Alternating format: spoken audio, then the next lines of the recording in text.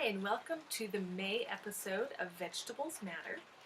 This is episode 7, and this is a craft cast about lots of fibery things.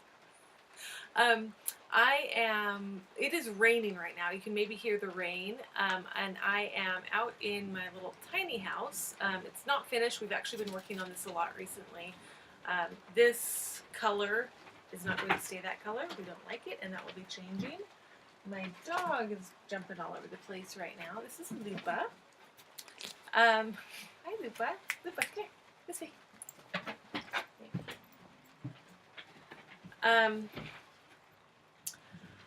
Okay, there's a lot. So it's May, and I have just been feeling a lot of creativity.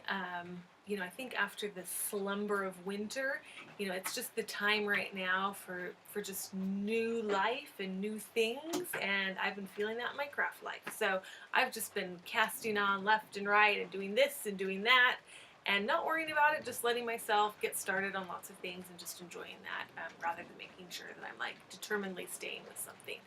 So we go all over the place in this episode. I talk about sewing, knitting, crocheting, what else?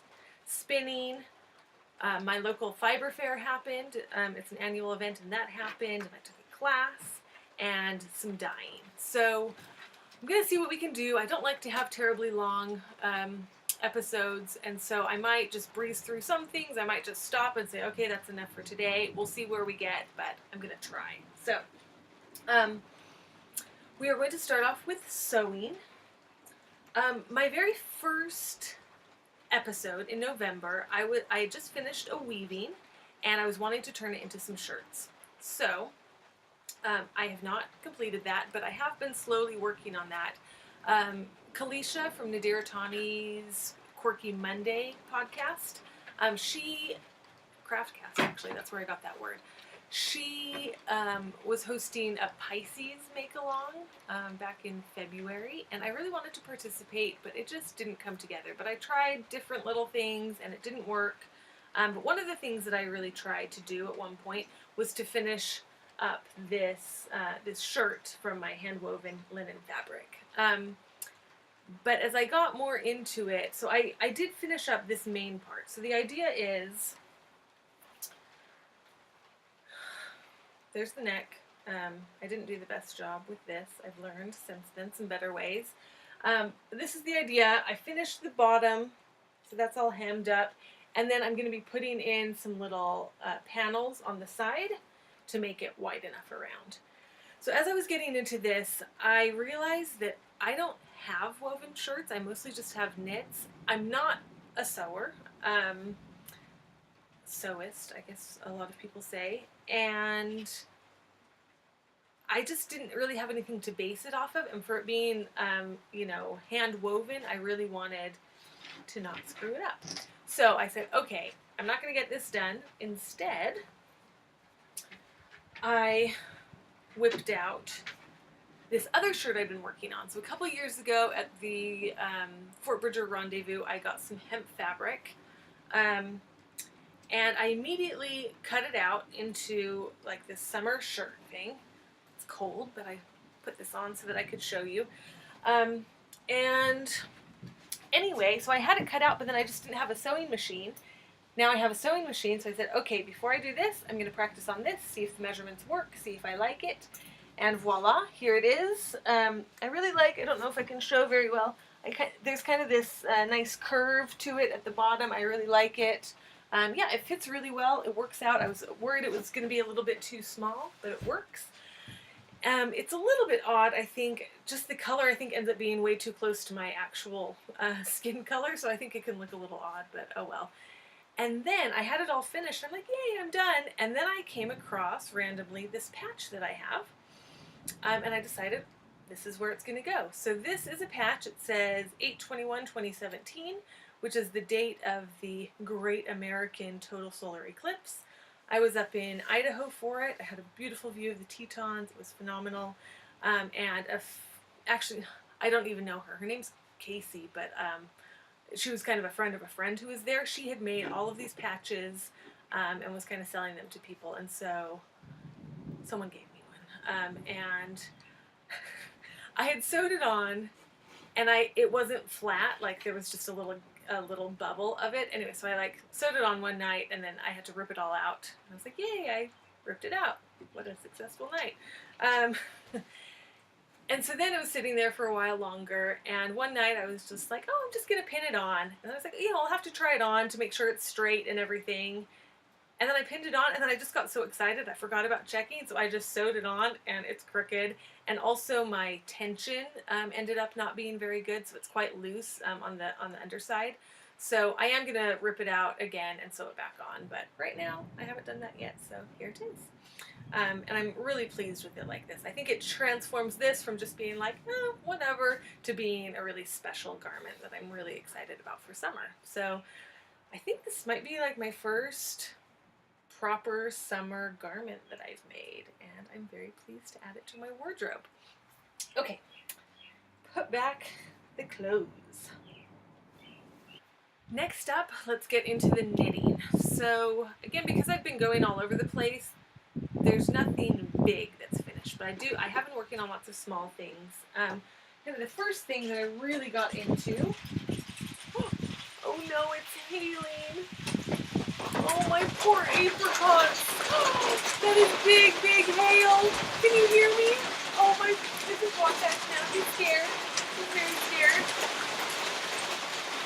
Oh, my poor garden. You guys, it is May 21st, and you probably can't hear me.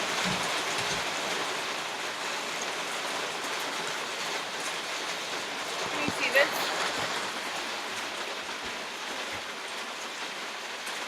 No, I don't think so. Here's Lupa. He's hanging out. Okay, the hail has died down.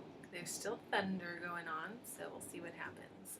Okay, it is time to talk about knitting. So, I really got into the Bluebird of Happiness pattern, which I think many of you may know. It's a free pattern by Sara Elizabeth Kellner. And it's a charming pattern. So, let's see. I have 2 here. I've probably made 8 or 9, but I've just been giving them away as fast as I can knit them. Let's see, here is this one. Yeah. And, sorry, I'm going to change.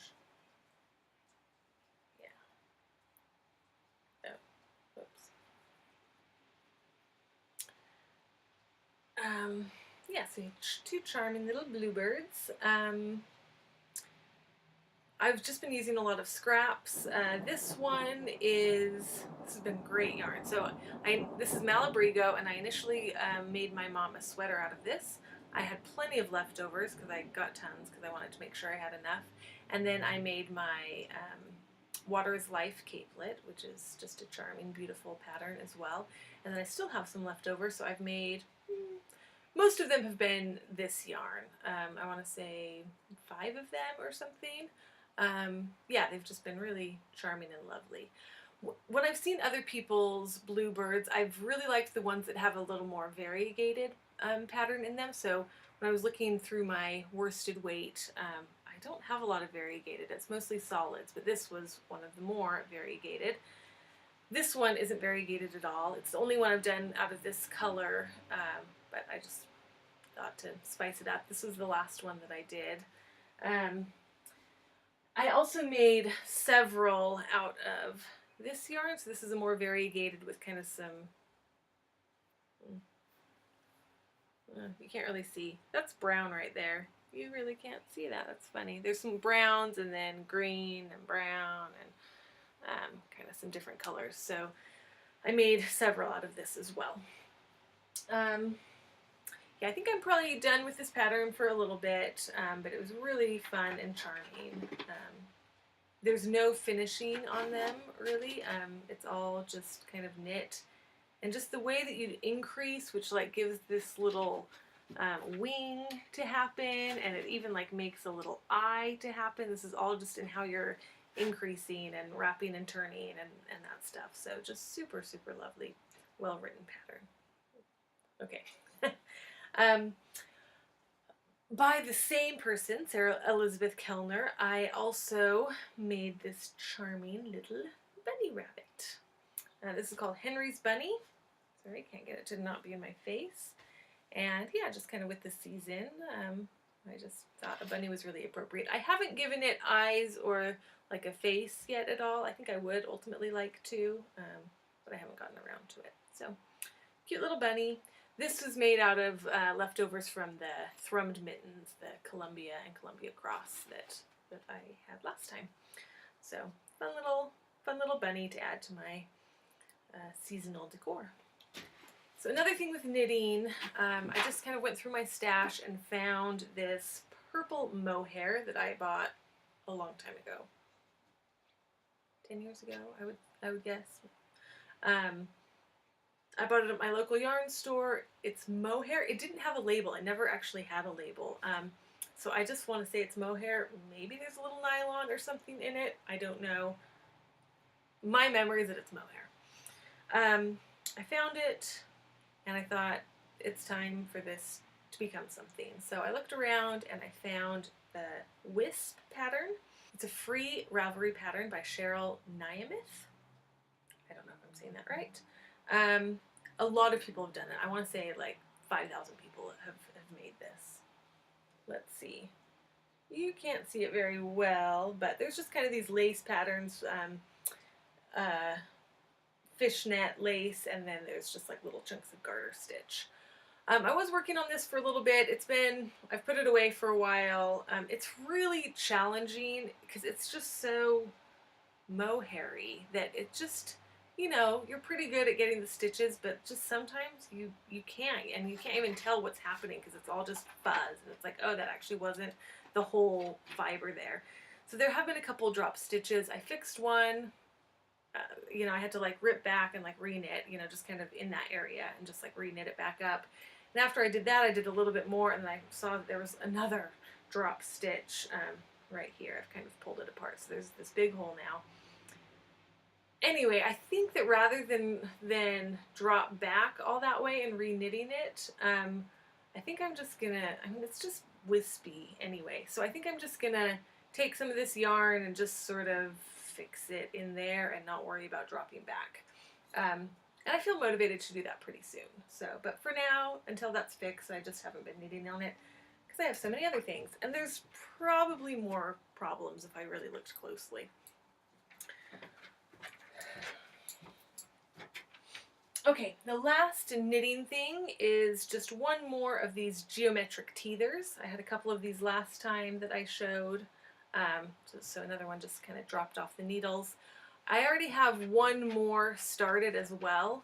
So I think, you know, in the near future, I'll at least get one more, and then I might be done with these for a little bit as well. I haven't felted them up yet because I'm kind of waiting to have a collection and then felt them all together. I think once I finish that last one, then I will take the time and the water to do that. So another cute little one. Charming, charming, charming. They obviously have ends. Once you felt them, you can cut them off, and that's all fine. So, thunder. Okay, on to crochet. This is exciting. This is kind of the project that I'm working on the most right now. With my, we call it Fiber Shed group, we've been doing a solstice gift exchange, both winter and summer solstice, for a few years now. This one's being the smallest. There's just 4 of us this time. We've had it pretty big where lots of people are doing it, but right now it's just 4 of us, and we're just making something for each other, and we'll give it to each other on June solstice. So I have about a month to finish it. And I am making the Starburst Tote by Nomad Stitches. I came across this pattern again through Nazario. She was making it, and I just thought it was a really, really cute pattern. Again, it's a free pattern, and I really liked what Nazario said, because Nomad Stitches has so many gorgeous patterns. I mean, there's just like little crochet dresses and tops and things like that that I would really like to make at some point. This one is a free pattern, the others are not, and Nazario says, Nazario/Kalisha, that's her actual name, is Kalisha. She likes to try a free pattern from someone before she buys their pattern, just to see how they write patterns and if that works for her. I have to say, as far as writing this pattern, as far as how it's written, I don't love it. It's all just written out, and I think it could just be so much simpler if it were charted. I don't need the instructions, I just need the idea, and then I can do it. So I haven't been blown away by that at this point. So this is what it is so far. It's just this bag. So my person who I have, she loves greens. So I really wanted to use this green, and then I also have this green. This was just stuff in the stash. This is hemp, but it's kind of more, you know, like a softer hemp. So these two greens together. But obviously I don't have very much of this. I do have more of this one, but still not tons. And so I don't know. I've been struggling with what to make for her. I've just had different ideas and then just pitching them left and right and left and right. So this is what it is, and I am really happy with it so far. So I did just decide to do some hemp with it, just some normal hemp. I think the colors look really good together. It is a little bit of a different texture and also a different weight, which is being a little problematic right now, but it's working. So I'll put in a picture of what the pattern actually looks like so you can see it finished.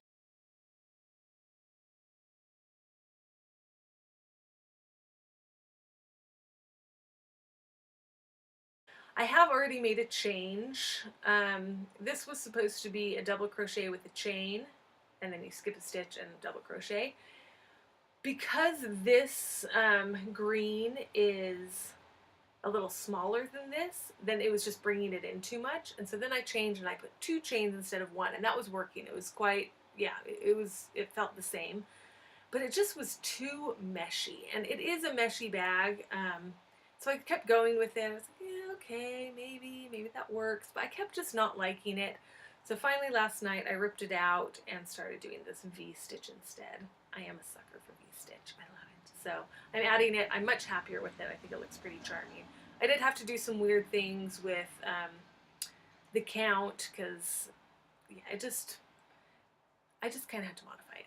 Let's suffice it at that. So normally it's I'm skipping 1 chain to make it work, but occasionally I'm skipping 2, not chains, just stitches for that V-stitch. So hopefully it'll work. I don't know, because then I am going to go back to the regular hemp afterwards, and I don't quite know how that's going to work spacing wise. We'll see. But for now, I fixed this problem. This is working. I like it. And I'm quite excited about it. This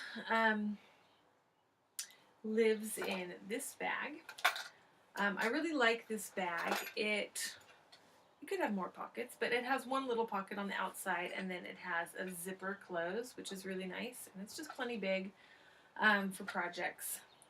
So right now, this is living in it, but the other day, well, for quite a while, I'd been noticing that the strap was getting rather weak, and the other day, I had my bag, and I was putting in like a couple warm layers, and then I threw in a water bottle, and I knew that that was going to be bad for the bag, but I was, you know, I needed a water bottle. So I get out, I put it on, and, you know, within a minute, the strap breaks. Anyway, so then I kind of just carry it around, but when I get back to the car, we'd gone on a trip over the weekend for a friend's wedding, and I brought 5 projects with me, so I just like had everything that I could possibly need. So I got in the car and was just like, all right, we're fixing this up, and immediately I mended it. So this is the side that actually broke. I just kind of folded it up and just went around. And then the other side was the side that I've been noticing getting quite fragile as well. So at the same time, I thought, oh, I'll just double that over and do the same thing there. So immediately I fixed it. This is monumental for me. Congratulations. So super proud of myself for that. Okay, that's crochet. Oh yeah, that's all for crochet. Great. We are moving right along. Spinning. I don't have any finished projects, but I did have one bobbin that I could bring out here. So I've been working on the Churro that I showed last time. Sorry, I don't have the Roving here. And last time I know I said that I'd explain more this time, but I don't have a finished object. So I'll explain more when I do have a finished object there. But just wanted to show what I have. So it's this brown color. These are all singles right now. I have this bobbin, and then right now I'm spinning up a smaller bobbin as well. And then the idea is I'll put this as a center pole ball, and then I'll have the other bobbin, and then I'll ply them all together and have a 3-ply. The plan is I have 2 different projects that I'm thinking of this for. One is for the warp for the alpaca core spun, which I'm not showing this time. There's just too much, but I will get to that at some point when I'm farther along, to weave some rugs. So the warp for that, if I don't end up liking the colors, because it's gray and then this brown, and I don't know that they're perfect for each other, but I do have another project for this, which also requires the 3-ply. When I first got this fleece, I did process some of it by myself and made a 3-ply, and then started crocheting a rug for my spinning wheel. And then I used up all the yarn that I had and didn't feel like going back to that project. And so now that I have a lot of process into roving, that project's coming back out. So I'll definitely use this for something. The weaving is the priority for me at this point, but if I don't like it, then I get to finish that rug that I started on, which I'm really excited about, and don't know that I would want to spin that much more at this point right now for it anyway. So yeah, I'm excited that this definitely has a nice destination. It feels quite nice too for churro. It's relatively soft. Yeah, I actually think it's quite soft. So it feels squishy and good. The other thing so that's on my Ashford Traditional. On my Merlin tree, which I showed last time, it had a problem and I hadn't been using it because the screw kept coming out, but I got a bigger screw and I put that in, and so now I've been spinning with it, and I've been spinning up some more Jacob. Maria from Ninja Chickens was talking about her fleece artist pattern, and it got me quite intrigued with that. It's kind of a way of sampling a lot of different breeds, and I have been really interested in participating in the Livestock Conservancy's Shave 'em to Save 'em project, which is using rare and endangered breeds. And anyway, so she's doing a make along with that, and I was quite interested. I don't know that I'll be able to get everything together in the time frame that she has, but I'm just kind of working my way there. I forget what this has to do with anything. Oh yeah, so I have some Jacob, and I'm spinning some of that up, thinking that could be part of it. I already showed some Jacob that I spun up for my sister. Anyway, I'm doing some for myself now, and I've just been kind of keeping an eye out for some different things. So anyway, more on that as I get closer, because right now it's still just idea mode, just sort of beginning to collect the things together. Okay, that's spinning. Okay, so like a week and a half ago, because it's a Wednesday now, was my local fiber fair, the Great Basin Fiber Arts Fair. And my friend Annie and I had signed up for an Inkle Loom class, which was really fun and exciting. I've actually I was thinking I've never taken a fibery class before, but I actually did take a class in college called the Fundamentals of Fiber Design, which was wonderful. But as far as just a class, like a quick class on something, I've never done that. So, we took the class. With the class, we got these charming little Inkle Looms. This is much smaller than a traditional loom, which is, bigger and kind of sits. I love this thing. I think it's just so comfortable. It just fits in my lap. It fits in my backpack. It just fits. So, in the class, I warped up and then I didn't finish in the class, but I made this cute little strap. So when I started off, it really sucked. I'm just like, oh, my edges, not ends, my edges look terrible. And then I quickly realized, oh, you have to pull it really tight. It is not like weaving on a normal loom. You really have to pull those edges tight. There's still some squiggle in my edges, because as you advance it, I don't know, just I would advance it and it would just suddenly be different and weird for me. So I felt like I got the hang of it, and then, I don't know, different things would happen. So still need to practice a lot more. It was really fun. Like once I started, you know, it was just a project I kept going to, and I just finished this up really fast. I went hiking. So it seems like we took the class, I kept working on it, and then it seems like the next day we went hiking and I just threw the loom in my backpack. Like really, it just like fit in my little day pack. I brought it up. The creek was just flowing. I sat by the creek and I finished it up there. It was so charming and lovely. So then I wanted to, you know, warp it up again. And I was really happy and pleased with myself. Oh, I didn't bring it out. I'd done a little bit of card weaving in the past. I have one strap from that. And then on the next project, I screwed it up. I didn't like it. I said no. And it got banished to the corner until now. And so to do this, I thought, you know, I should pull that project out and use that warp thread to create a strap here. So I did that. It took forever because I had to just cut it. So instead of being able to just keep going and keep going, I had to tie every single end. And I started off with my tension being weird, and I was just like, oh, I'll just match the tension.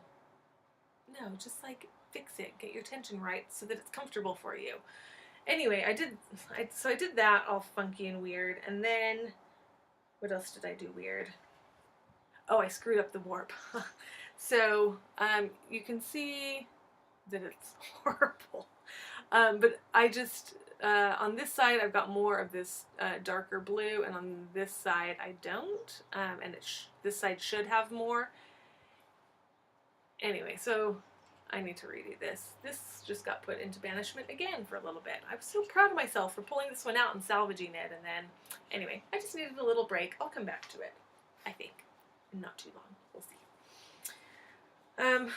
It's so sad though because I just love this loom so much. It's so, it just invites me to it.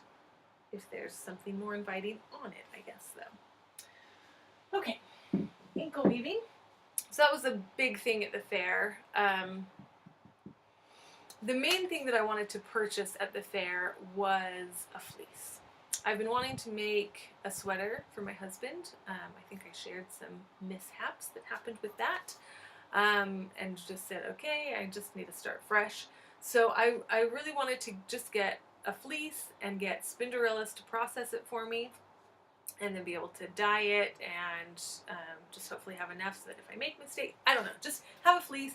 Because I don't have a huge stash, I'm finding out. Like, other people talk about, like, oh, yeah, there's just, like, giant stash. And I've got stash, but not really for projects. Like, I look through stuff, and I can't really find anything to do with it. Yeah, I really just have, like, little bits of things. Little. And then hand spun, which has been developing more and more, but still finding a way to get that to all come together has been challenging. So I figure I just want to get a bunch of yarn made. So again, with the Livestock Conservancy's Shave 'em to Save 'em thing, I really wanted to use one of the breeds that they're highlighting. So the night before, I like wrote up all the breeds, and then, you know, that was really like, I just went around the fair looking for the raw fleeces, and I found a Romeldale, which maybe I was more familiar with CVM. So CVM is a variant of Romeldale. Some people now consider them different, but anyway, they're counting them together. They say Romeldale / CVM. I found a Romeldale giant fleece, 8.7 pounds right now. So that was my big purchase. Yeah, I got it. And it's a beautiful fleece. I haven't brought it to Spinderellas yet. I think I might try washing it myself first, just to kind of cut down on some of the costs. And then get her to make some lovely yarn for me. Yeah, so that is that. The last thing that I got, well, I did get one other thing. I forgot about that. It was the idea for the gift exchange, and then I got it, and I'm just like, no, what was I thinking? That's not it at all. It's not the right green. Okay, but the last actual thing that I'm going to show you, because I guess I'm embarrassed of the other thing, even though it is banana fiber, which is fun. I got some dye stuff. This is some black hollyhock. And last year at the fair, I got quite a bit of dye stuff and seeds from these people. They're called Grand Prismatic Seed. There's some local guys, I think guys. It's only ever one guy who's there, and I know he has a partner. Anyway, they're really awesome and just like trying to have there be local seeds rather than having to buy seeds through companies, and all the companies, even when they look really good and organic, they're all really just owned by the same evil company. So they're just kind of contributing and doing their part to have more local options available, and they've got lots of, you know, normal gardening stuff that people do, but then they also have like a whole section of dye stuff. So last year I got Hopi Black Sunflower seeds. I got some dye stuff from them plus some seeds. I also have some marigold seeds that actually my friend gave me, Annie, who we took the class together. I got more stuff from them. What else did I get? Oh, I also have Hopi Red Amaranth, but I haven't planted those seeds yet. Yeah, so I think that's all that I've gotten. So really excited to dye with this. That should be fun. Speaking of dyeing, that will bring us to our next section. Well, and actually, I did a dye bath just a couple days ago. Before that, I mordanted a bunch of stuff. Not a bunch. Calm down. I'd had a little bit of Targhee still mordanted. I decided to use up the last of the mordanted stuff in this new dye bath that a friend and I did. And then I mordanted a cotton shirt. I just did it in the same alum, even though I think technically you're supposed to do it somewhere in something else. I just thought, let's try it. Let's see what happens. I don't care about this shirt. It's just a work shirt that's really dirty and it's white. Let's get it a different color. And then I mordanted some alpaca Targhee, yes, that I had that was originally for my husband's sweater. I'm scrapping that idea, so I mordanted it, and I think that I might dye it with this, although it's quite a big skein, and this says it's good on 100 grams of wool, and it's probably double that. I'm not sure how much it weighs. I don't have a scale. Anyway, the idea is to do it with this, but maybe it'll be something else. But it's mordanted, it's ready to go. So, the dye bath the other day is my friend who the crochet is for, Rachel. She had a bunch of dock in her yard and was wanting to weed it out, and so we thought, oh, let's do a dye bath. I've never dyed with dock before. So we did it on Monday. Here is the cotton shirt. It's not that exciting. It's just kind of a beigey color. It smells nice though. Yeah, it didn't go evenly. This shirt was already a mess with weird stains and stuff. So don't count everything on just the dye. It was already weird. Anyway, not super exciting. This is still wet, as is this other one. This is the last of the Targhee. Oh, you are not seeing how golden it is. You can see it's yellow, but it is more golden in real life. How can I get it to look better? Maybe over here? Oh, darn. I'm sorry. It is quite a pretty golden yellow. I'm not super enthused by yellows with natural dyeing because you get them so often, but this is a particularly nice one, which you're not seeing in here. The colors aren't working in here. They're not. Anyway, a beautiful gold. Then the last part, so neither of these are rinsed yet though. So the technique that I like to do when dyeing is, you know, we have the dye stuff in the pot for an hour. We strained out the dye stuff and just had the dye bath. We put this stuff in hot but not boiling. I'm really pleased at how much this is not felted. We did really good.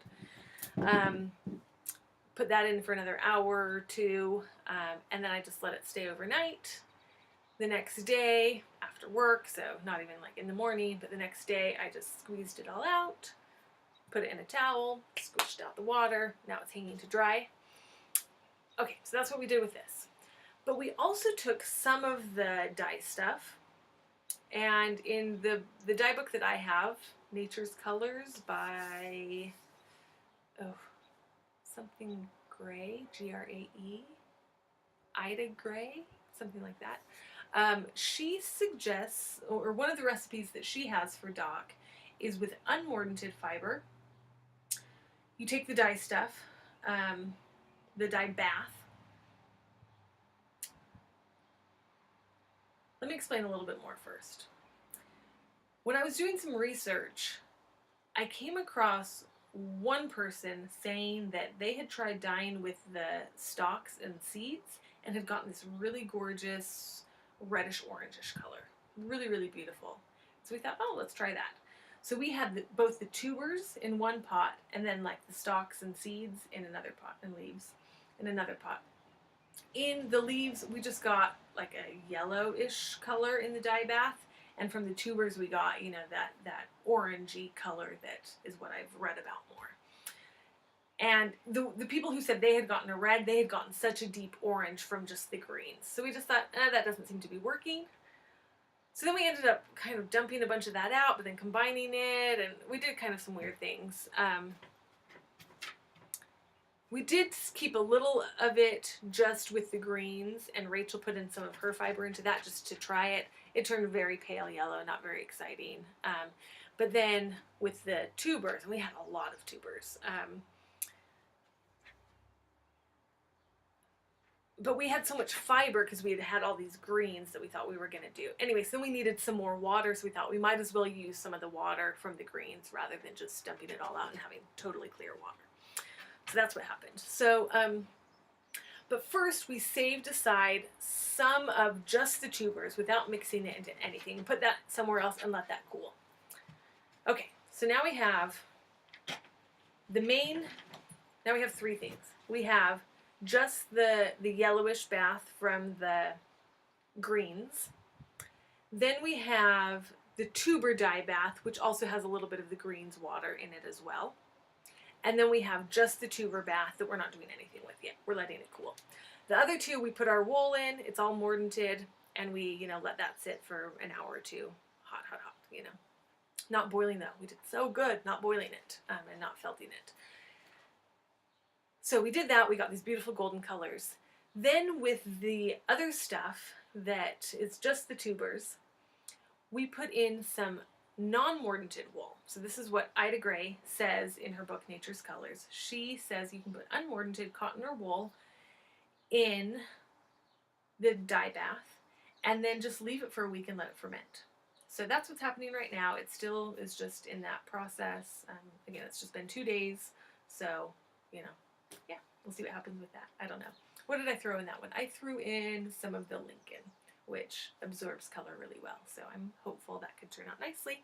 I'm also really curious because the only other time that I fermented a dye bath was with the fruit tree dye stuff. And I don't know if it was the fermentation or just the dye stuff. I don't know what happened, but it really changed the texture of the wool and made it not very soft. So I'm interested if it might go that way, and I just know that, oh, fermentation, for me at least, seems like it does that. So that'll be interesting to see. Wow, we've gotten through it all. Yeah, it's just been little bits of everything. I'm caught up. It feels so good. Okay, is that it? Oh, I guess we could do a little bit of gardening stuff. I kind of threw it in when it was hailing. It's cold right now. So I've been planting, you know, all sorts of good stuff has been going on. I have gorgeous kale going off every morning. I have garlic and eggs and kale, and it's all from the garden, so that feels really good. Yeah, other things are popping up, peas, and I planted corn. But now it's cold, so we'll see. I don't know. I'm not being that exciting right now with this.